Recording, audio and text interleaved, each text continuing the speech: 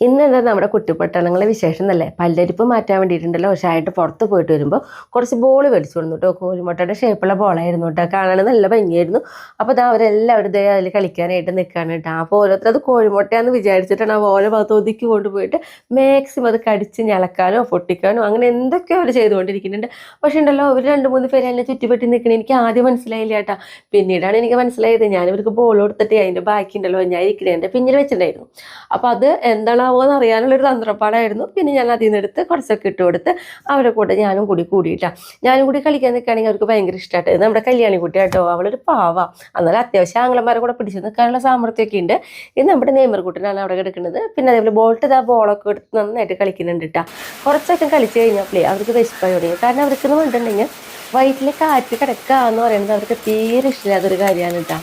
അപ്പോൾ തന്നെ കുറച്ച് നേരം കളിച്ച് കഴിയുമ്പോൾ നമുക്കത് മനസ്സിലാവും. അതൊക്കെ നമ്മുടെ അടുത്തേക്ക് തെറ്റി പറ്റി വരും. അതായത് കളിയൊക്കെ നിർത്തി ഇങ്ങനെ ഒരു ആട്ടമൊക്കെ ഉണ്ടാവും. അത് നമുക്ക് കണ്ടാൽ മനസ്സിലാവും. അതും കഴിഞ്ഞിട്ട് നമുക്കത് മനസ്സിലാവില്ല എന്നുള്ള രീതിയിൽ നമ്മൾ നിൽക്കുകയാണെങ്കിൽ നമ്മളൊന്ന് പതുക്കെ കെട്ടിപ്പിടിക്കും.